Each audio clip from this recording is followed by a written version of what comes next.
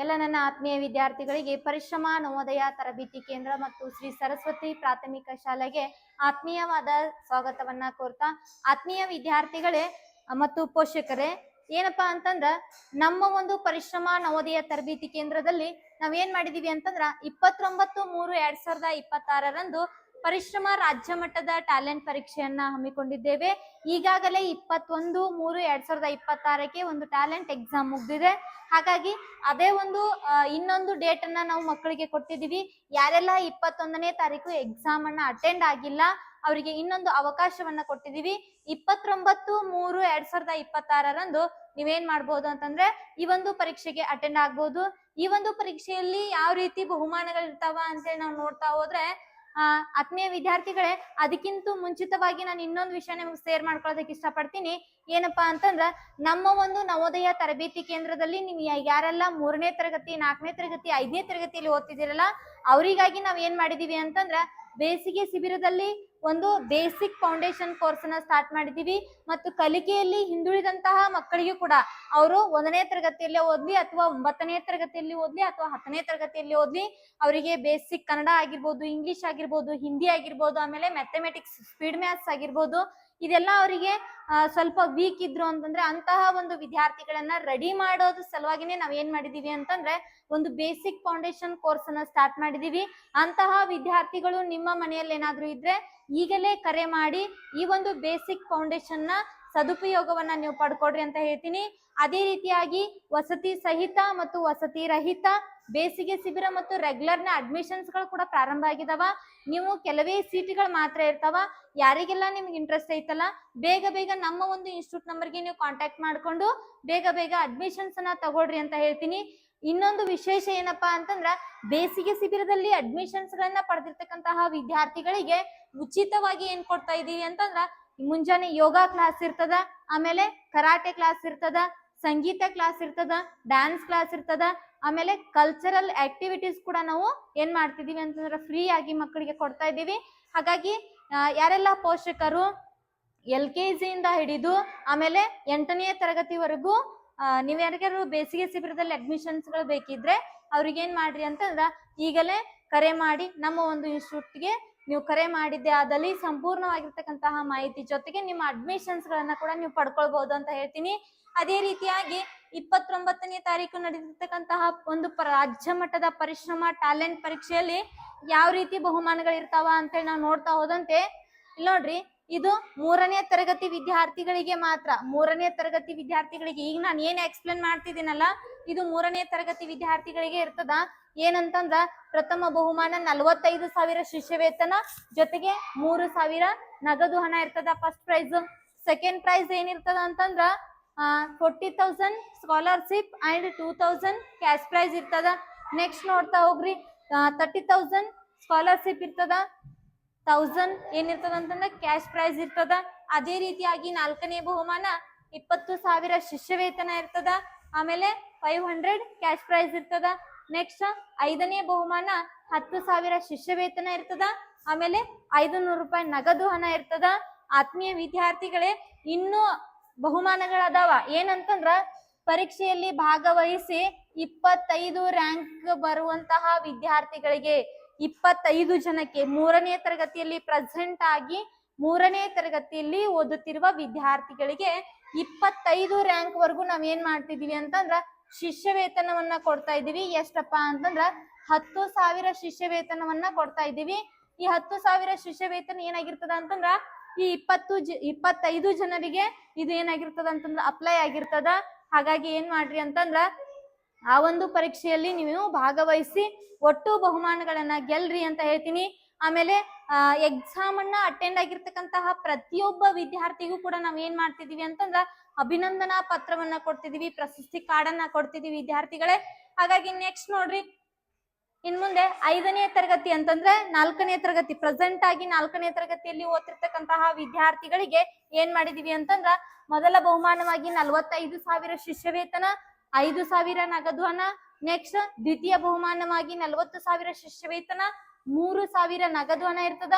ತೃತೀಯ ಬಹುಮಾನವಾಗಿ 30,000 ಶಿಷ್ಯ ವೇತನ, 2,000 ನಗದು ಹಣ ಇರ್ತದ.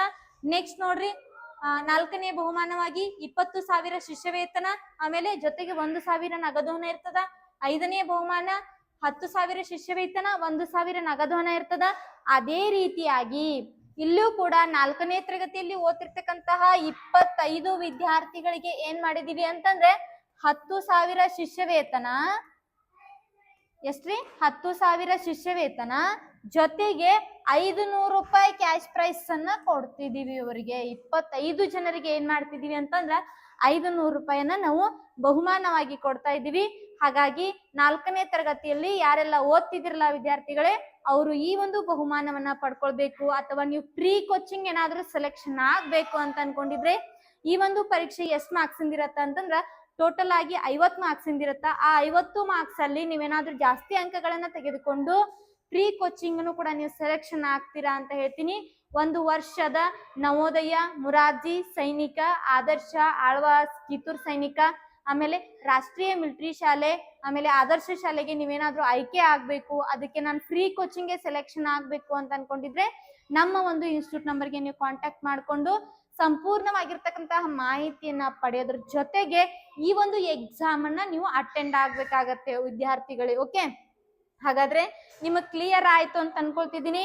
4ನೇ ತರಗತಿಯಲ್ಲಿ ಓದ್ತಿರ್ತಕ್ಕಂತಹ 25 ವಿದ್ಯಾರ್ಥಿಗಳಿಗೆ, ಆಮೇಲೆ 3ನೇ ತರಗತಿಯಲ್ಲಿ ಓದ್ತಿರ್ತಕ್ಕಂತಹ 25 ವಿದ್ಯಾರ್ಥಿಗಳಿಗೆ ಒಟ್ಟು 50 ವಿದ್ಯಾರ್ಥಿಗಳಿಗೆ ಬಹುಮಾನಗಳು ಸಿಗ್ತಾವ. ಆಮೇಲೆ ಎಕ್ಸಾಮ್ ನಲ್ಲಿ ಅಟೆಂಡ್ ಆಗಿರ್ತಕ್ಕಂತಹ ಪ್ರತಿಯೊಬ್ಬ ವಿದ್ಯಾರ್ಥಿಗೂ ಏನ್ ಸಿಗತ್ತೆ ಅಂತಂದ್ರೆ ನಮ್ಮ ಒಂದು ಅಭಿನಂದನಾ ಪತ್ರ ಸಿಗತ್ತೆ. ಹಾಗಾಗಿ ವಿದ್ಯಾರ್ಥಿಗಳೇ, ಅದು ಈ ಒಂದು ಎಕ್ಸಾಮ್ ಅನ್ನ ಬರಿಬೇಕು ಅಂತಂದ್ರೆ ಯಾರೆಲ್ಲ ಅರ್ಹರಿರ್ತೀರಿ ಅಂತಂದ್ರ ಸದ್ಯ ಪ್ರೆಸೆಂಟ್ ಆಗಿ ನೀವು 3ನೇ ತರಗತಿ ಎನ್ಯುವಲ್ ಎಕ್ಸಾಮ್ ಅನ್ನ ಬರೀತಿರ್ಬೇಕು, ಆಮೇಲೆ 4ನೇ ತರಗತಿ ಎನ್ಯುವಲ್ ಎಕ್ಸಾಮ್ ಅನ್ನ ಬರೀತಿರ್ಬೇಕು. ಈಗ ಪ್ರೆಸೆಂಟ್ ಆಗಿ ನೀವು 3ನೇ ತರಗತಿ ಮತ್ತು 4ನೇ ತರಗತಿಯಲ್ಲಿ ಏನಾದ್ರೂ ಓದ್ತಿದ್ರೆ ಈ ಒಂದು ಎಕ್ಸಾಮ್ ನಿಮಗೆ ಬರೆಯೋದಕ್ಕೆ ಅರ್ಹರಿರ್ತೀರಾ ಅಂತ ಹೇಳ್ತೀನಿ. ಈ ಒಂದು ಕ್ಯಾಶ್ ಪ್ರೈಸ್ ಮತ್ತು ಶಿಷ್ಯ ವೇತನವನ್ನ 5 ಲಕ್ಷ, ಒಟ್ಟು 5 ಲಕ್ಷದವರೆಗೂ ನೀವು ಏನ್ ಮಾಡ್ಬೋದು ಅಂತಂದ್ರೆ ಬಹುಮಾನಗಳನ್ನ ಗೆಲ್ಲೋದಕ್ಕೆ ಇದೊಂದು ದೊಡ್ಡ ಅವಕಾಶ ಅಂತಾನೆ ಹೇಳ್ಬೋದು. ಹಾಗಾಗಿ ವಿದ್ಯಾರ್ಥಿಗಳ ಪರೀಕ್ಷೆಯ ದಿನಾಂಕ ಯಾವಾಗಿರ್ತದ ಅಂತಂದ್ರ 29/3/2026 ಇರ್ತದ, ರವಿವಾರ ಇರ್ತದ. ನಿಮ್ ಸ್ಕೂಲ್ ಎಲ್ಲ ಸುಟಿ ಇರ್ತದ. ಹಾಗಾಗಿ ವಿದ್ಯಾರ್ಥಿಗಳೇ ಮಿಸ್ ಮಾಡದೆ ಏನ್ ಮಾಡ್ರಿ ಅಂತಂದ್ರ ಈ ಒಂದು ಎಕ್ಸಾಮ್ ನ ಅಟೆಂಡ್ ಮಾಡ್ರಿ ಅಂತ ಹೇಳ್ತೀನಿ. ಹಾಗಾದ್ರೆ ಎಕ್ಸಾಮ್ಗೆ ಅಟೆಂಡ್ ಆಗ್ಬೇಕಂತಂದ್ರೆ ನಾವ್ ಹೇಗ್ ಮಾಡ್ಬೇಕು ಅಂತ ನೀವು ಕೇಳ್ಬೋದು. ರಿಜಿಸ್ಟ್ರೇಷನ್ ಅಂತಂದ್ರೆ ಪರೀಕ್ಷಾ ನೋಂದಣಿ ಏನಾಗಿರ್ತದ ಅಂತಂದ್ರೆ ಕಡ್ಡಾಯವಾಗಿರ್ತದ.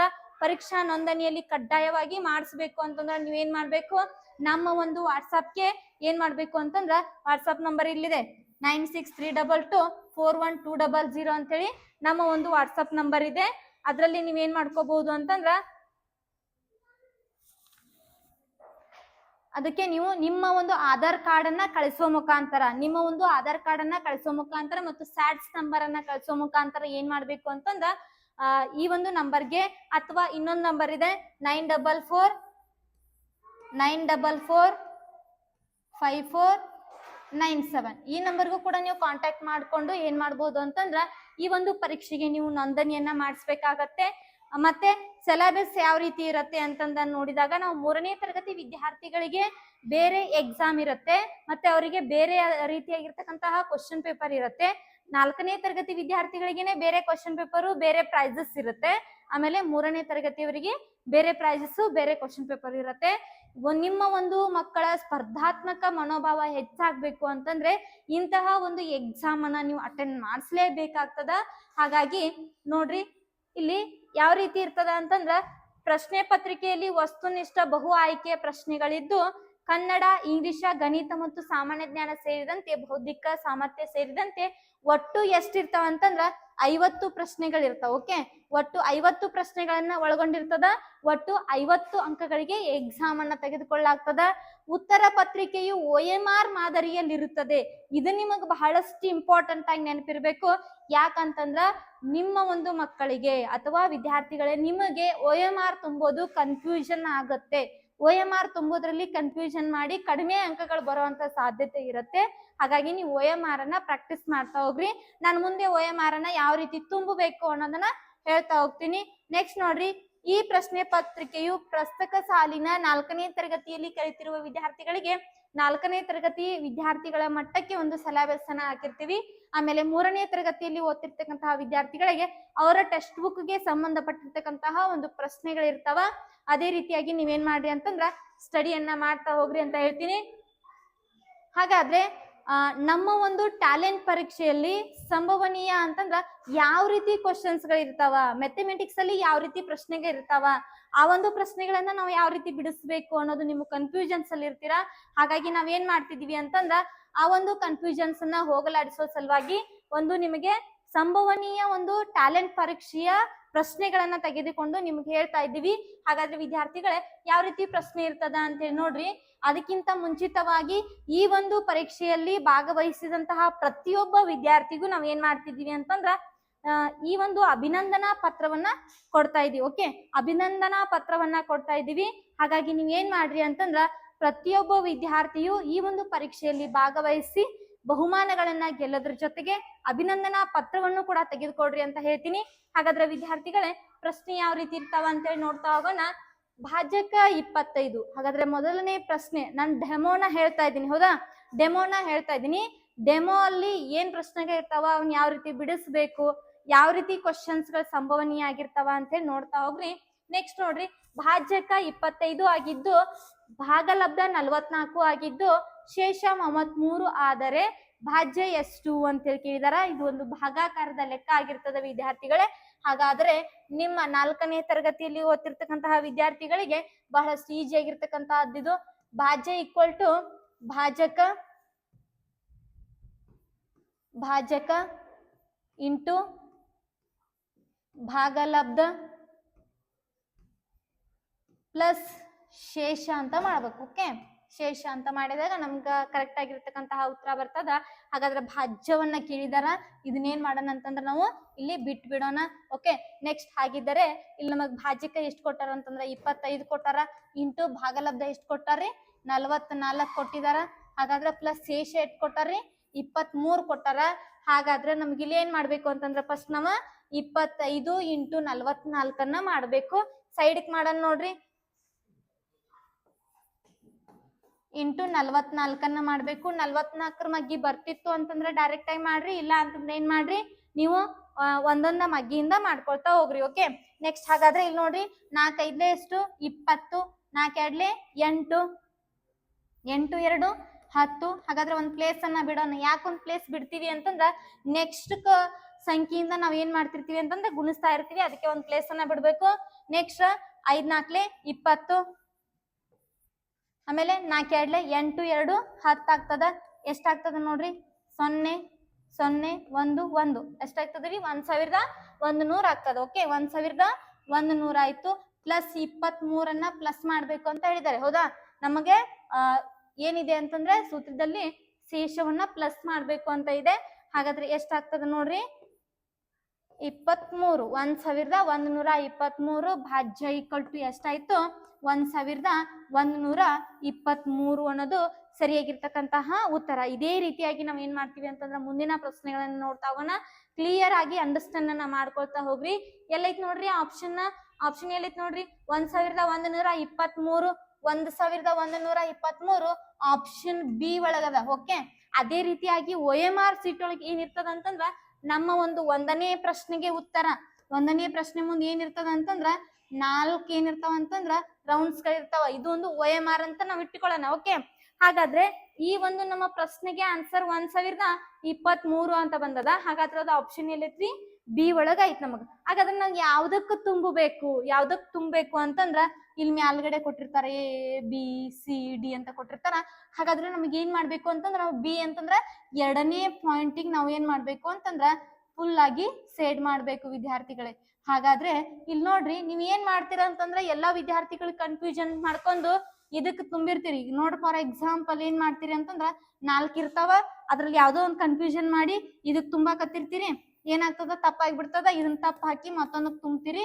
ಇದೇನಾಗ್ತದ ಅಂತಂದ್ರೆ ಸಂಪೂರ್ಣವಾಗಿ ಈ ಒಂದು ಪ್ರಶ್ನೆಗೆ ನಿಮ್ಗೆ ಏನಾಗಂಗಿಲ್ಲ, ಮಾರ್ಕ್ಸ್ ಗಳು ಬರೋದಿಲ್ಲ. ಓಕೆ, ಗಮನದಲ್ಲಿ ಇಟ್ಕೊಂಡು OMR ತುಂಬೋ ಹೊತ್ತಿನಲ್ಲಿ ಗಮನದಲ್ಲಿ ಇಡ್ಬೇಕು. ಓಕೆ, ಯಾಕಂತಂದ್ರೆ ಡಬಲ್ ಮಾರ್ಕ್ ಹಾಕಿದ್ರಿ ಅಥವಾ ರಾಂಗ್ ಮಾರ್ಕ್ ಹಾಕಿದ್ರಿ ಅಥವಾ ಎಲ್ಲದಕ್ಕೂ ಸೇಡ್ ಮಾಡ್ತಿರ್ತೀರಿ. ಕೆಲವೊಂದಿಷ್ಟು ವಿದ್ಯಾರ್ಥಿಗಳು ಏನ್ ಮಾಡ್ತೀರಿ ಅಂತಂದ್ರೆ ಎಲ್ಲದಕ್ಕೂ ಸೇಡ್ ಮಾಡ್ಬಿಡ್ತೀರಿ. ಇದನ್ನು ಪೂರ್ತಿ ಫಿಲ್ ಮಾಡ್ತೀರಿ, ಇದನ್ನು ಮಾಡ್ತೀರಿ, ಆಮೇಲೆ ಇದನ್ನು ಮಾಡ್ತೀರಿ, ಆಮೇಲೆ ಇದನ್ನು ಮಾಡ್ತೀರಿ. ಹಂಗ್ ಮಾಡೋದಕ್ಕೆ ಹೋಗ್ಬೇಡ್ರಿ. ತಿಳಿಲಿಲ್ಲ ಅಂತಂದ್ರೆ ಅಲ್ಲಿರ್ತಕ್ಕಂತಹ ಇನ್ವಿಗೇಟರ್ನ ಕೇಳಬೇಕು. ಓಕೆ, ಹಾಗಾದ್ರೆ ಯಾವ್ದು ಸರಿಯಾದ ಮೆಥಡ್ ಅಂತಂದ್ರೆ ನಮ್ಗೆ ಆಪ್ಷನ್ 1ರಲ್ಲಿ 1ನೇ ಪ್ರಶ್ನೆಗೆ ಆಪ್ಷನ್ ಬಿ ಉತ್ತರ ಇದೆ ಅಲ್ಲ, ಅದು ಏನಂತಂದ್ರ ಸರಿಯಾಗಿರ್ತಕ್ಕಂತಹ OMR ತುಂಬುವ ಒಂದು ಕ್ರಮ ಅಂತಾನೆ ಹೇಳ್ಬೋದು. ಹಾಗಾದ್ರೆ ಒಂದು ಮುಂದಿನ ಪ್ರಶ್ನೆ ಏನಿದೆ ಅಂತ ನೋಡ್ತಾ ಹೋಗೋಣ. ನೋಡ್ರಿ, 1258ರಲ್ಲಿ 5ರ ಸ್ಥಾನ ಬೆಲೆ ಎಷ್ಟು ಅಂತ ಹೇಳಿ ಕೇಳಿದಾರೆ. 1258ರಲ್ಲಿ 5ರ ಸ್ಥಾನ ಬೆಲೆ ಎಷ್ಟು ಅಂತ ಹೇಳಿ ಕೇಳಿದಾರ.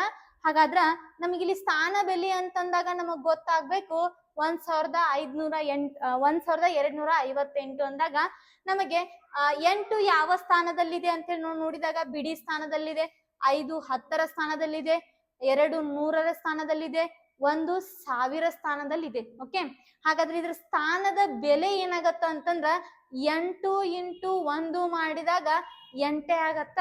ನೆಕ್ಸ್ಟ್ ಇಲ್ಲಿ 10ರ ಸ್ಥಾನದಲ್ಲಿ ಇರ್ತಕ್ಕಂಥದ್ದು 5 × 10 ಮಾಡಿದಾಗ ನಮ್ಗೆ ಎಷ್ಟ್ ಆಗ್ತದ ಅಂತಂದ್ರ 50 ಆಗ್ತದ. ನೆಕ್ಸ್ಟ್ 2ರ ಸ್ಥಾನ ಬೆಲೆ ಏನಾಗ್ತದ ಅಂತಂದ್ರ 2 × 100ರ ಸ್ಥಾನದಲ್ಲಿದೆ, ಎಷ್ಟಾಗ್ತದ ಅಂತಂದ್ರ 200 ಆಗ್ತದ. ನೆಕ್ಸ್ಟ್ 1ರ ಸ್ಥಾನ ಬೆಲೆ ಏನಾಗ್ತದ ಅಂತಂದ್ರ 1 × 1000 ಸ್ಥಾನದಲ್ಲಿದೆ. ಹಾಗಾದ್ರೆ ಎಷ್ಟಾಗ್ತದ್ರಿ? 1000 ಅಂತೇಳಿ ಆಗ್ತದ. ಹೌದಾ? 1000 ಅಂತ ಆದಾಗ ನಮಗ್ ಕೇಳಿರೋದೇನು 5ರ ಸ್ಥಾನ ಬೆಲೆ ಅಂತ ಕೇಳಿದಾರೆ. ಹಾಗಾದ್ರೆ 5ರ ಸ್ಥಾನ ಬೆಲೆ ಎಲ್ಲೈತಿ ನಮಗ 50 ಅಂತ ಹೇಳಿ ಸರಿಯಾಗಿರ್ತಕ್ಕಂತಹ ಉತ್ತರದ.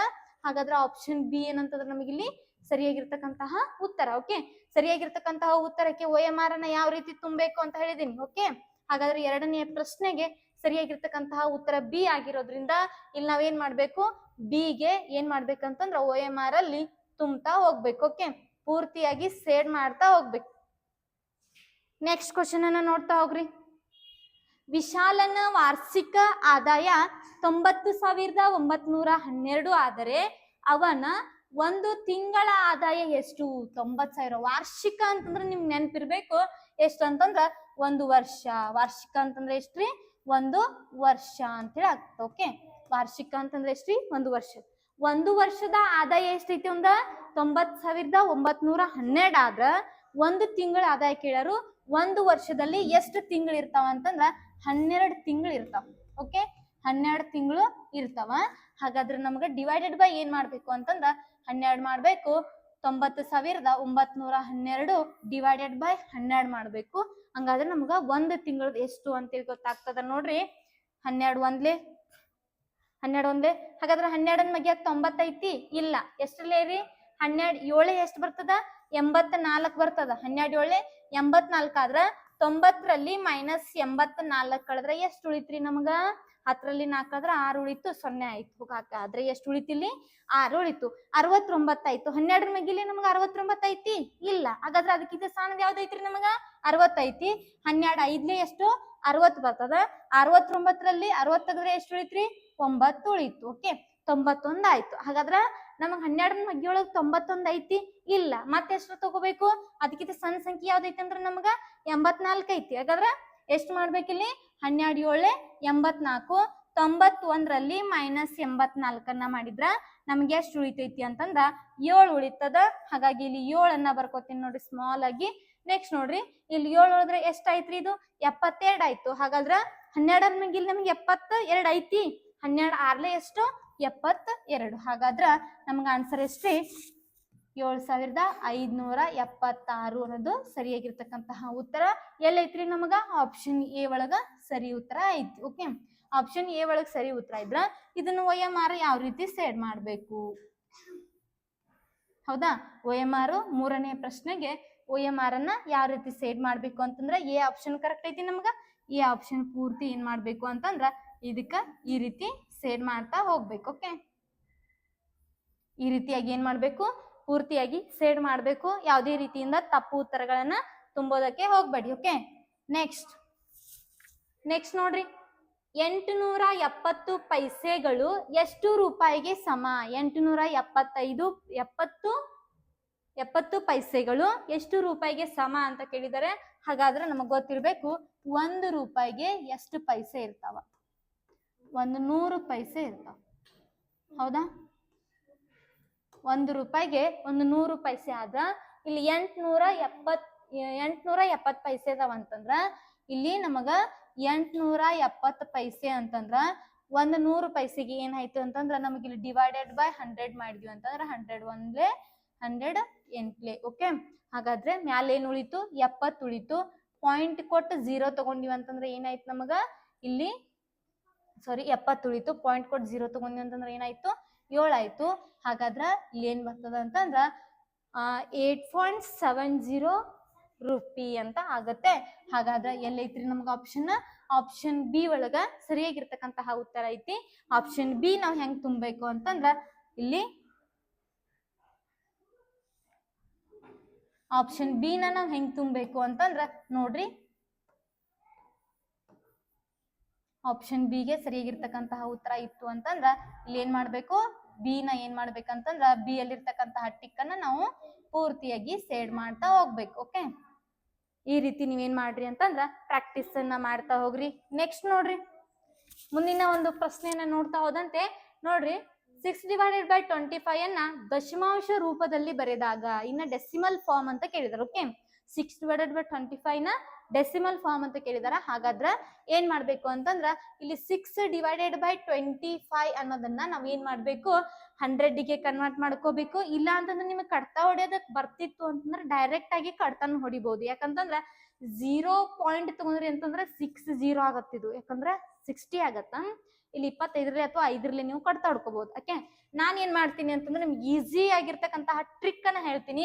ಹೆಂಗ್ ಈಸಿ ಅಪ್ಪ ಅಂತಂದ್ರ 25ಅನ್ನ ಇಲ್ಲಿ ಏನ್ ಮಾಡ್ಬೇಕು, ನಮ್ಗೆ ಕೆಳಗಡೆ ದಶಮಾಂಶ ಬರ್ಬೇಕು ಅಂತಂದ್ರೆ 10 ಇರ್ಬೇಕು, 100 ಇರ್ಬೇಕು, 1000 ಇರ್ಬೇಕು. ಹೌದು, ಹಾಗಾದ್ರ ನಮ್ಗೆ ಇಲ್ಲಿ 25ಅನ್ನ ನಾವು ಕನ್ವರ್ಟ್ ಮಾಡ್ಕೋಬಹುದು. ಈಗ 25ಕ್ಕಿಂತ 10 ಸಣ್ಣ ಆಗ್ತದ, ಕನ್ವರ್ಟ್ ಮಾಡ್ಕೊಳ್ಳೋದಕ್ಕೆ ಆಗಂಗಿಲ್ಲ. ಅದಕ್ಕಿಂತ ದೊಡ್ಡದು ಏನ್ ಮಾಡೋಣ ಅಂತಂದ್ರೆ ನಾವು 100ಕ್ಕೆ ಏನ್ ಮಾಡೋಣ ಕನ್ವರ್ಟ್ ಮಾಡ್ಕೊಳ್ಳೋಣ. ಹಾಗಾದ್ರೆ 25 ಎಷ್ಟಲೇ 100, 25 4 100 ಆಗ್ತದ. ಆಮೇಲೆ ಈ ಛೇದಕ್ಕ ಏನ್ ಇಂಟು ಮಾಡಿರ್ತೀವಲ್ಲ ಅದೇ ಸಂಖ್ಯೆಯನ್ನ ಅಂಶಕ್ಕೂ ಕೂಡ ಇಂಟು ಮಾಡ್ಬೇಕು. ಹಾಗಾದ್ರೆ ನೋಡ್ರಿ 25 4 100 ಆಗ್ತದ. ಆಮೇಲೆ 6 4 24 ಆಗ್ತದ. ಈಗ ಏನ್ ಮಾಡ್ಬೋದು ಅಂತಂದ್ರೆ ನಮಗೆ ಇದನ್ನ ದಶಮಾಂಶ ರೂಪದೊಳಗೆ ಬರೆಯೋದಕ್ಕೆ ಬರುತ್ತೆ. ಕೆಳಗಡೆ 2 ಪ್ಲೇಸ್ ಅಲ್ಲಿ 0 ಇರೋದ್ರಿಂದ, ಕೆಳಗಡೆ 2 ಪ್ಲೇಸ್ 0 ಇರೋದ್ರಿಂದ ಏನಾಗ್ತದ ಅಂತಂದ್ರ ನಮಗ ಇಲ್ಲಿ ಮೇಲ್ಗಡೆ ಏನ್ ಮಾಡ್ಬೇಕು ಅಂತಂದ್ರ 2 ಪ್ಲೇಸ್ ಅನ್ನ ಬಿಟ್ಟು ಒಂದು ಪಾಯಿಂಟ್ ಕೊಡ್ಬೇಕು, ನೆಕ್ಸ್ಟ್ 0 ಕೊಡ್ಬೇಕು.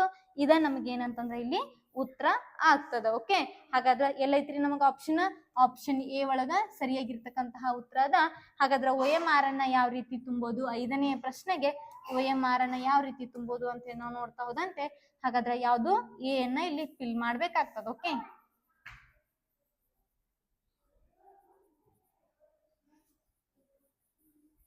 ಓಕೆ, ಈ ರೀತಿ ಏನ್ ಮಾಡ್ಬೇಕು ಅಂತಂದ್ರ ಎ ಅನ್ನ ಫಿಲ್ ಮಾಡ್ತಾ ಹೋಗ್ಬೇಕು. ಓಕೆ, ನೆಕ್ಸ್ಟ್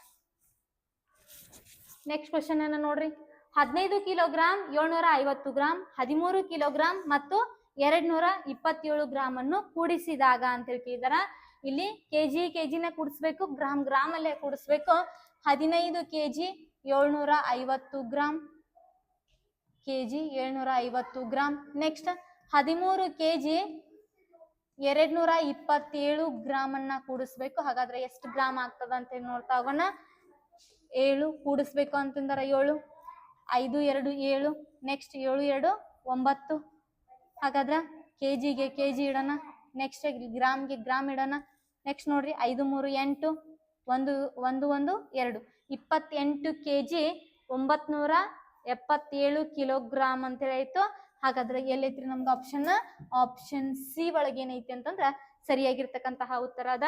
ಹಾಗಾದ್ರ ನಮಗಿಲ್ಲಿ 6ನೇ ಪ್ರಶ್ನೆಗೆ ಯಾವ ರೀತಿ OMR ಇರ್ತದ ಅಂತ ಹೇಳಿ ನೋಡ್ತಾ ಹೋದಂತೆ ನೋಡ್ರಿ, ಇಲ್ಲಿ ಎಷ್ಟು ಸಿ ಕರೆಕ್ಟ್ ಐತಲ್ಲ, ಇಲ್ಲಿ 3ನೇ ಬಿಂದುವಿಗೆ ಏನ್ ಮಾಡ್ಬೇಕಂತಂದ್ರ ನಾವು ಪೂರ್ತಿಯಾಗಿ ಇದನ್ನ ಸೇಡ್ ಮಾಡ್ಬೇಕು. 3ನೇ ಬಿಂದುವಿಗೆ ಏನ್ ಮಾಡ್ಬೇಕು, ಪೂರ್ತಿಯಾಗಿ ಇದನ್ನ ಸೇಡ್ ಮಾಡ್ತಾ ಹೋಗ್ಬೇಕು. ಓಕೆ, ಹಾಗಾದ್ರೆ ಈಗ ಅರ್ಥ ಆಯ್ತು ಅಂತ ಅನ್ಕೊಂತೀನಿ. ಯಾರಿಗೆಲ್ಲ ಅಂಡರ್ಸ್ಟ್ಯಾಂಡ್ ಆಗ್ತಿದೆಯಲ್ಲ ಎಸ್ ಅಂತ ಹೇಳಿ ಕಮೆಂಟ್ ಮಾಡ್ರಿ. ಓಕೆ, ನೆಕ್ಸ್ಟ್ ಯಾರೆಲ್ಲ ಎಕ್ಸಾಮ್ಗೆ ಅಟೆಂಡ್ ಆಗೋರು ಇದಿರಲ್ಲ ಅವರು ಕೂಡ ಎಕ್ಸಾಮ್ಗೆ ನಾವು ಅಟೆಂಡ್ ಆಗ್ತೀವಿ ಅಂತ ಹೇಳಿ ಕಮೆಂಟ್ ಮಾಡ್ತಾ ಹೋಗ್ರಿ. ಆಮೇಲೆ ನಮ್ಮ ಒಂದು ಯೂಟ್ಯೂಬ್ ಚಾನಲ್ ಅನ್ನ ಇನ್ನೂ ಯಾರಾದ್ರೂ ಸಬ್ಸ್ಕ್ರೈಬ್ ಮಾಡ್ಕೊಂಡಿಲ್ಲ ಅಂದ್ರೆ ಸಬ್ಸ್ಕ್ರೈಬ್ ಮಾಡ್ಕೊಡ್ರಿ. ಆದಷ್ಟು ಎಲ್ರಿಗೂ ಶೇರ್ ಮಾಡ್ರಿ, ಈ ಒಂದು ಮಾಹಿತಿ ಎಲ್ರಿಗೂ ತಲುಪಲಿ ಅಂತ ಹೇಳ್ತೀನಿ. ಅದೇ ರೀತಿಯಾಗಿ 29ನೇ ತಾರೀಕು ನಡೀತಿರ್ತಕ್ಕಂತಹ ರಾಜ್ಯ ಮಟ್ಟದ ಪರಿಶ್ರಮ ಟ್ಯಾಲೆಂಟ್ ಎಕ್ಸಾಮ್ ನಲ್ಲಿ ಯಾರೆಲ್ಲ ಭಾಗವಹಿಸ್ತಿದ್ದೀರಲ್ಲ ಅವರಿಗೆ ಪ್ರೈಸಸ್ ಇರ್ತಾವ. ಅಥವಾ ಪ್ರೀ ಕೋಚಿಂಗ್ ನೀವೇನಾದ್ರೂ ಸೆಲೆಕ್ಷನ್ ಆಗ್ತಿದ್ರೆ, ಅಥವಾ ಈಗ ಸದ್ಯ ನೀವು 3ನೇ ತರಗತಿ ಮತ್ತು 4ನೇ ತರಗತಿಯಲ್ಲಿ ಓದ್ತಿರ್ತಕ್ಕಂತಹ ವಿದ್ಯಾರ್ಥಿಗಳಿಗೆ ನಾವೇನ್ ಮಾಡಿದೀವಿ ಅಂತಂದ್ರ ಫ್ರೀ ಕೋಚಿಂಗ್ ಆಗಿರ್ಬೋದು, ಬಹುಮಾನವಾಗಿರ್ಬೋದು, ಅಥವಾ ಸ್ಕಾಲರ್ಶಿಪ್ ಅನ್ನ ನೀವೇನಾದ್ರೂ ಪಡಿಬೇಕು ಅಂತ ಅನ್ಕೊಂಡ್ರೆ ನೀವೇನ್ ಮಾಡ್ಬೇಕು, ಈ ಒಂದು ಎಕ್ಸಾಮ್ಗೆ ನೀವು ಅಟೆಂಡ್ ಆಗ್ಬೇಕು.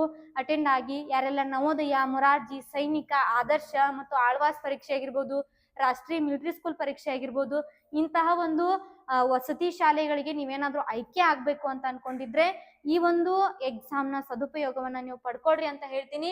ಅದೇ ರೀತಿಯಾಗಿ ಎಕ್ಸಾಮ್ ನಲ್ಲಿ ಭಾಗವಹಿಸಿರ್ತಕ್ಕಂತಹ ಪ್ರತಿಯೊಬ್ಬ ವಿದ್ಯಾರ್ಥಿಗಳಿಗೂ ಕೂಡ ನಾವ್ ಏನ್ ಮಾಡ್ತಿದೀವಿ ಅಂತಂದ್ರ ಅಭಿನಂದನಾ ಪತ್ರವನ್ನ ಕೊಡ್ತಾ ಇದೀವಿ.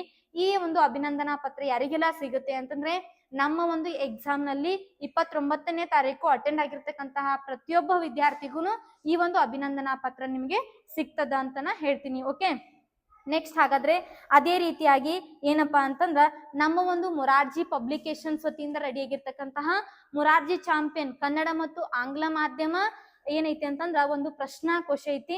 ಆ ಒಂದು ಪ್ರಶ್ನಾಕೋಶೆಯಲ್ಲಿ ಒಟ್ಟು 50 ಮಾದರಿ ಪ್ರಶ್ನೆ ಪತ್ರಿಕೆಗಳು ಮತ್ತು ಅದ್ರ ಜೊತೆಗೆ ಇಯರ್ ಕ್ವಶನ್ ಪೇಪರ್ಸ್ ಗಳು ಕೂಡ ಅದಾವ. ನಿಮಗೆ ಯಾರಿಗೆಲ್ಲ ಮುಂದೆ 3ನೇ ತರಗತಿ ಮತ್ತು 4ನೇ ತರಗತಿಯಲ್ಲಿ ಓದ್ತಿರ್ತಕ್ಕಂತಹ ಮಕ್ಕಳಿಗೆ ನಿಮಗೆ ಯಾರಿಗೆಲ್ಲ ಈ ಒಂದು ಪ್ರಶ್ನಾಕೋಶ ಬೇಕು ಅಂತ ಅನ್ಸುತ್ತೆ ಅವ್ರೇನ್ ಮಾಡ್ರಿ ಅಂತಂದ್ರ ನಮ್ಮ ಒಂದು ಯೂಟ್ಯೂಬ್ ಚಾನಲ್ಗೆ ನೀವು ಕಾಂಟ್ಯಾಕ್ಟ್ ಮಾಡ್ಕೊಂಡು ಯೂಟ್ಯೂಬ್ ಚಾನಲ್ಗೆ ಆಗಿರ್ಬೋದು ಅಥವಾ ನಮ್ಮ ಒಂದು ವಾಟ್ಸಪ್ ನಂಬರ್ಗೆ ಅಥವಾ ನಮ್ಮ ಒಂದು ಇನ್ಸ್ಟಿಟ್ಯೂಟ್ ನಂಬರ್ಗೆ ನೀವು ಕಾಂಟ್ಯಾಕ್ಟ್ ಮಾಡ್ಕೊಂಡು ಸಂಪೂರ್ಣವಾಗಿರ್ತಕ್ಕಂತಹ ಮಾಹಿತಿಯನ್ನ ಪಡ್ಕೋಬಹುದು ಅಂತ ಹೇಳ್ತೀನಿ. ಅದೇ ರೀತಿಯಾಗಿ ಈ ಒಂದು ಪುಸ್ತಕದಿಂದ ಈ ವರ್ಷ ಆದರ್ಶ ಮತ್ತು ಮೊರಾರ್ಜಿ ಎಕ್ಸಾಮ್ ನಲ್ಲಿ ಹಲವಾರು ಪ್ರಶ್ನೆಗಳು 90+ ಪ್ರಶ್ನೆಗಳು ಏನಾಗಿದಾವ ಅಂತಂದ್ರ ಈ ಒಂದು ಪ್ರಶ್ನೆ ಪತ್ರಿಕೆಯಿಂದನೇ ಬಂದಿದಾವೆ ಅಂತ ಹೇಳ್ಬೋದು. ಈ ಒಂದು ಪ್ರಶ್ನಾಕೋಶದಿಂದನೇ ಬಂದಿದಾವೆ ಅಂತ ಹೇಳ್ಬೋದು. ಹಾಗಾಗಿ ವಿದ್ಯಾರ್ಥಿಗಳೇ, ಈ ಒಂದು ಬುಕ್ ನಿಮ್ಗೆ ಯಾರಿಗೆಲ್ಲ ಬೇಕಲ್ಲ, ನೀವ್ ಎಲ್ಲಿದ್ದೀರಲ್ಲ ಅಲ್ಲಿಗೆ ನಾವು ಪೋಸ್ಟ್ ಮಾಡ್ತೀವಿ. ಏನ್ ಮಾಡ್ರಿ ಅಂತಂದ್ರೆ ನಮ್ಮ ಒಂದು ಇನ್ಸ್ಟಿಟ್ಯೂಟ್ ನಂಬರ್ಗೆ ನೀವು ಕಾಂಟ್ಯಾಕ್ಟ್ ಮಾಡ್ಕೊಂಡು ಈ ಒಂದು ಪುಸ್ತಕದ ಮಾಹಿತಿಯನ್ನು ಕೂಡ ನೀವು ಪಡ್ಕೊಳ್ಬಹುದು ಅಂತ ಹೇಳ್ತೀನಿ. ಅದೇ ರೀತಿಯಾಗಿ ಮುಂದಿನ ಪ್ರಶ್ನೆಗಳು, ಪರಿಶ್ರಮ ರಾಜ್ಯ ಮಟ್ಟದ ಟ್ಯಾಲೆಂಟ್ ಪರೀಕ್ಷೆಯಲ್ಲಿ ಭಾಗವಹಿಸ್ತಿರ್ತಕ್ಕಂತಹ ವಿದ್ಯಾರ್ಥಿಗಳಿಗೆ ಡೆಮೋ ಮ್ಯಾಥ್ಸ್ ಪ್ರಶ್ನೆಗಳು ಯಾವ ರೀತಿ ಇರ್ತಾವ ಅಂತ ಹೇಳಿ ನಾವು ಹೇಳ್ತಾ ಹೋಗ್ತಿದ್ವಿ. ಹಾಗಾದ್ರೆ ಮುಂದಿನ ಪ್ರಶ್ನೆ ಏನಿದೆ ಅಂತ ಹೇಳಿ ನೋಡ್ತಾ ಹೋಗ್ರಿ. 8, 16, 24, 32 ಡ್ಯಾಶ್ ಡ್ಯಾಶ್ ಮುಂದಿನ ಸಂಖ್ಯೆ ಬರೆ ಅಂತ ಕೇಳಿದಾರ. ಇಲ್ಲಿ ನಮಗೆ ಏನದ ಅಂತೇಳಿ ನಾವು ನೋಡ್ಬೇಕು. ಈ ಸರಣಿಯನ್ನ ಪೂರ್ಣಗೊಳಿಸ್ಬೇಕಾತಂದ್ರ ಒಂದು ಸಂಖ್ಯೆಯಿಂದ ಇನ್ನೊಂದು ಸಂಖ್ಯೆಗೆ ಏನು ಡಿಫ್ರೆನ್ಸ್ ಅದ, ಅಥವಾ ಇಂಟು ಆಗ್ಯದನ, ಅಥವಾ ಮೈನಸ್ ಆಗ್ಯದನ, ಅಥವಾ ಪ್ಲಸ್ ಆಗ್ಯದನ ಅಂತೇಳಿ ನೋಡ್ತಾ ಹೋಗ್ಬೇಕು. ಹಾಗಾದ್ರೆ ಏನಾಗೈತ್ ನೋಡ್ರಿ, ಇಲ್ಲಿ ಏನಾಗೈತ್ರಿ? ಹೌದಾ, 8 1 8 2 16, 8 3 24, 8 4 32, 8 5 40, 8 6 48. ಹಾಗಾದ್ರೆ ಇಲ್ಲಿ ಏನ್ ಬರ್ಬೇಕು? 40 48 ಬರ್ಬೇಕು. ಎಷ್ಟರಲ್ಲೇ ಬರ್ತಾವ್ರಿ ಇವ? 5ರಲ್ಲೇ ಬರ್ತದ, ಆಮೇಲೆ 6ರಲ್ಲೇ ಬರ್ತದ. ಓಕೆ, ಹಾಗಾದ್ರೆ ನಮಗೆ ಇಲ್ಲಿ ಸರಿಯಾಗಿರ್ತಕ್ಕಂತಹ ಉತ್ತರ ಯಾವುದು ಅಂತಂದ್ರ ಆಪ್ಷನ್ ಡಿ ಅಲ್ಲಿ ಸರಿಯಾಗಿರ್ತಕ್ಕಂತಹ ಉತ್ತರ ಐತಿ. ಸರಣಿಯನ್ನ ಪೂರ್ಣಗೊಳಿಸೋದು ಬಹಳಷ್ಟು ಈಜಿ ಆಗಿರ್ತಕ್ಕಂತಹ ಪ್ರಶ್ನೆ ಆಗಿರ್ತದ.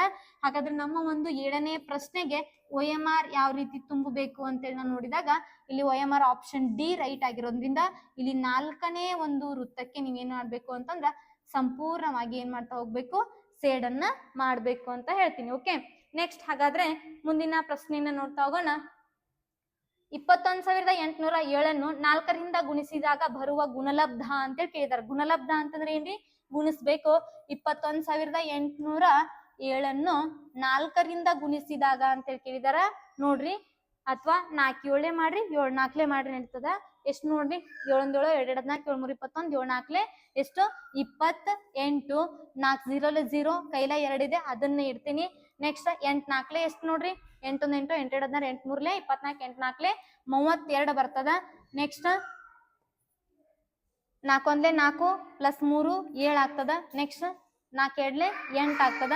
ಹಾಗಾದ್ರೆ 87,228 ಅದಕ್ಕೆ ಏನಂತಂದ್ರೆ ಇಲ್ಲಿ ಸರಿಯಾಗಿರ್ತಕ್ಕಂತಹ ಉತ್ತರ ಆಪ್ಷನ್ ಎ ಏನಂತಂದ್ರೆ ಇಲ್ಲಿ ಸರಿಯಾಗಿರ್ತಕ್ಕಂತಹ ಉತ್ತರ.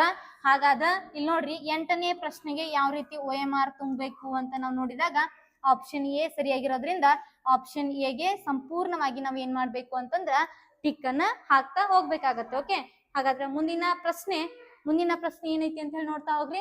0.06 ಈ ದಶಮಾಂಶವನ್ನ ಭಿನ್ನ ರಾಶಿಗೆ ಪರಿವರ್ತಿಸಿ ಅಂತ ಕೇಳಿದಾರೆ. ಓಕೆ, ಹಾಗಾದ್ರೆ 0.56 ಅನ್ನ ದಶಮಾಂಶ ಭಿನ್ನ ರಾಶಿಯಾಗಿ ಪರಿವರ್ತಿಸಿ ಅಂತ ಕೇಳಿದಾರ. ಹಾಗಾದ್ರೆ ಭಿನ್ನ ರಾಶಿಯನ್ನಾಗಿ ಪರಿವರ್ತಿಸೋದು ಹೆಂಗಪ್ಪ ಅಂತಂದ್ರೆ ಇಲ್ಲಿ 0.56 ಅನ್ನೋದನ್ನ ಎಷ್ಟು ಸಂಖ್ಯೆ ಬಿಟ್ಟು ನಮಗ ಪಾಯಿಂಟ್ ಐತಿ ಅಂತ ನೋಡ್ಕೋಬೇಕು. ಅಷ್ಟು ಸಂಖ್ಯೆಗೆ ಏನ್ ಮಾಡ್ಬೇಕು ಅಂತ ಅಂದ್ರ ಇಲ್ಲಿ ಕೆಳಗಡೆ ಏನ್ ಮಾಡ್ಬೇಕಂತಂದ್ರ ನಮಗ 56 ಕೆಳಗಡೆ ಏನ್ ಮಾಡ್ಬೇಕು ಅಂತಂದ್ರೆ ನಮ್ಗಿಲ್ಲಿ ಎಷ್ಟು ಸಂಖ್ಯೆ ಬಿಟ್ಟೈತಲ್ಲ ಅಷ್ಟು ಸಂಖ್ಯೆಯನ್ನ ನಾವ್ ಏನ್ ಮಾಡ್ಬೇಕು ಅಂತಂದ್ರ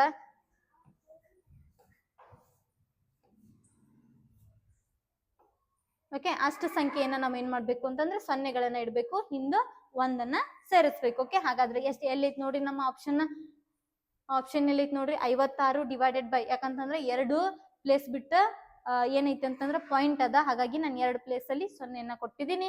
ಇಲ್ಲಿ ನೋಡ್ರಿ ಆಪ್ಷನ್ ಸಿ ಅಲ್ಲಿ ಸರಿಯಾಗಿರ್ತಕ್ಕಂತಹ ಉತ್ತರ ಅದ. ಹಾಗಾದ್ರೆ ಇದಕ್ಕೆ OMR ಅನ್ನ ಯಾವ ರೀತಿ ತುಂಬಬೇಕು? OMR ಅನ್ನ ನೋಡ್ರಿ 1 2 3 4 ಕೊಟ್ಟಿರ್ತಾರ. ಆಪ್ಷನ್ ಸಿ ಕರೆಕ್ಟ್ ಐತಿ. ನನಗೆ ಎಷ್ಟನೇ ಪ್ರಶ್ನೆ? 9ನೇ ಪ್ರಶ್ನೆಗೆ ಆಪ್ಷನ್ ಸಿ ಕರೆಕ್ಟ್ ಐತಿ. ಇಲ್ಲಿ ನಾವು 3ನೇ ಬಿಂದುವನ್ನ ಸೇಡ್ ಮಾಡ್ತಾ ಹೋಗ್ಬೇಕು. 3ನೇ ಬಿಂದುವನ್ನ ಏನ್ ಮಾಡ್ಬೇಕು? ಸೇಡ್ ಮಾಡ್ತಾ ಹೋಗ್ಬೇಕು. ಹಾಗಾಗಿ ಏನಂತಂದ್ರ ಆಪ್ಷನ್ ಸಿ ಇದಕ್ಕೆ ಏನಂತಂದ್ರೆ ಇಲ್ಲಿ ಸರಿಯಾಗಿರ್ತಕ್ಕಂತಹ ಉತ್ತರ. ಓಕೆ, ನೆಕ್ಸ್ಟ್ ಪ್ರಶ್ನೆಯನ್ನ ನೋಡ್ರಿ. 9568ರಿಂದ 3802 ಕಳೆಯಿರಿ ಅಂತ ಕೇಳಿದಾರೆ. ಕಳೆಯಿರಿ ಅಂತಂದಾಗ ಏನ್ ಮಾಡ್ಬೇಕು? ಮೈನಸ್ ಅನ್ನ ಮಾಡ್ಬೇಕು. ಬಹಳಷ್ಟು ಈಜಿ ಆಗಿರ್ತಕ್ಕಂತಹ ಪ್ರಶ್ನೆ. 9568ರಲ್ಲಿ 3802 ಮೈನಸ್ ಮಾಡ್ಬೇಕು ಅಂತ ನೋಡ್ರಿ. ಹಾಗಾದ್ರೆ 8ರಲ್ಲಿ 2 ಹೋದ್ರೆ ಎಷ್ಟು ಉಳಿತ್ರಿ? 6 ಉಳಿತು. 6ರಲ್ಲಿ 0 ಹೋದ್ರೆ 6 ಉಳಿತು. ನೆಕ್ಸ್ಟ್ 5ರಲ್ಲಿ 8ನ್ನ ಕಳೆಯೋದಕ್ ಬರಲ್ಲ. ಪಕ್ಕದ ಮನೆಯಿಂದ ಏನ್ ಮಾಡೋಣ ಅಂತಂದ್ರ 10 ಸಾಲ ಇಸ್ಕೋಣ. 15ರಲ್ಲಿ 8 ಹೋದ್ರೆ ಎಷ್ಟು ಉಳಿತು? 7 ಉಳಿತು. ನೆಕ್ಸ್ಟ್ 9ರಲ್ಲಿ 4 ಹೋದ್ರೆ ಎಷ್ಟು ಉಳಿತು? 5 ಉಳಿತು. ಹಾಗಾದ್ರೆ 5766 ಅನ್ನೋದಕ್ಕೆ ಸರಿಯಾಗಿರ್ತಕ್ಕಂತಹ ಉತ್ತರ ಆಪ್ಷನ್ ಡಿ ಒಳಗದ. ಆಪ್ಷನ್ ಡಿ ಇದಕ್ಕೆ ಏನಂತಂದ್ರೆ ಇಲ್ಲಿ ಸರಿಯಾಗಿರ್ತಕ್ಕಂತಹ ಉತ್ತರ. ಓಕೆ, ಹಾಗಾದ್ರೆ ಇದಕ್ಕೆ OMR ಅನ್ನ ನಾವು ಯಾವ ರೀತಿ ತುಂಬಬೇಕು? ಪ್ರಶ್ನೆ ಸಂಖ್ಯೆ 10 OMR ಯಾವ ರೀತಿ ಇರ್ತದ? ಈ ರೀತಿಯಾಗಿ OMR ಇರ್ತದ. ಇದರಲ್ಲಿ ನಮಗೆ ಆಪ್ಷನ್ ಡಿ ಅನ್ನೋದು ಕರೆಕ್ಟ್ ಆಗಿತ್ತು ಅಂತಂದ್ರ 4ನೇ ಬಿಂದುವಿಗೆ ಏನ್ ಮಾಡ್ಬೇಕು ಅಂತಂದ್ರ ನಾವು ಸಂಪೂರ್ಣವಾಗಿ ಸೇಡ್ ಮಾಡ್ಬೇಕು. ಓಕೆ ವಿದ್ಯಾರ್ಥಿಗಳೇ, ಇಲ್ಲಿವರೆಗೂ ನಿಮ್ಗೆ ಏನಾಯ್ತು ಅಂತಂದ್ರ ಅರ್ಥ ಆಯ್ತು ಅಂತ ಅನ್ಕೊಂಡಿದೀನಿ. ಯಾವ ರೀತಿ ನೀವು ಎಕ್ಸಾಮ್ ಅನ್ನ ಬರೀಬೇಕು, ಯಾವ ರೀತಿ ನೀವು ಎಕ್ಸಾಮ್ ಅನ್ನ ಅಟೆಂಡ್ ಮಾಡ್ಬೇಕು, ಅದರ ಒಂದು ಮಾಡೆಲ್ ಅನ್ನ ನಾವ್ ಇಲ್ಲಿ ತಿಳಿಸಿದೀವಿ. ಈ ಒಂದು ಪರೀಕ್ಷೆಯಲ್ಲಿ ನೀವೆಲ್ಲರೂ ಏನ್ ಮಾಡ್ರಿ ಅಂತಂದ್ರ ಭಾಗವಹಿಸ್ರಿ. ಆದಷ್ಟು ಎಲ್ಲಾ ಒಂದು ಸಂಖ್ಯೆ ವಿದ್ಯಾರ್ಥಿಗಳು ಭಾಗವಹಿಸಿ ಅಭಿನಂದನಾ ಪತ್ರವನ್ನ ಪಡೆದುಕೊಡ್ರಿ. ಅದರ ಜೊತೆಗೆ ಏನಪ್ಪಾ ಅಂತಂದ್ರ ಹಲವಾರು ಬಹುಮಾನಗಳಿರ್ತಾವ. 3ನೇ ತರಗತಿಯಲ್ಲಿ 25 ವಿದ್ಯಾರ್ಥಿಗಳಿಗೆ ಮತ್ತು 4ನೇ ತರಗತಿಯಲ್ಲಿ 25 ವಿದ್ಯಾರ್ಥಿಗಳಿಗೆ ಬಹುಮಾನಗಳಿರ್ತಾವ. ಅದ್ರ ಜೊತೆಗೆ ಪರೀಕ್ಷೆಯಲ್ಲಿ ಭಾಗವಹಿಸಿದ ಪ್ರತಿಯೊಬ್ಬ ವಿದ್ಯಾರ್ಥಿಗೂ ಅಭಿನಂದನಾ ಪತ್ರ ಇರ್ತದ. ಹಾಗಾಗಿ ನೀವೇನ್ ಮಾಡ್ರಿ ಅಂತಂದ್ರ ಈ ಪರೀಕ್ಷೆಯಲ್ಲಿ ಭಾಗವಹಿಸಿ ಬಹುಮಾನಗಳನ್ನ ಗೆಲ್ರಿ ಅಂತ ಹೇಳ್ತೀನಿ. ಹಾಗಾದ್ರೆ ಧನ್ಯವಾದಗಳು.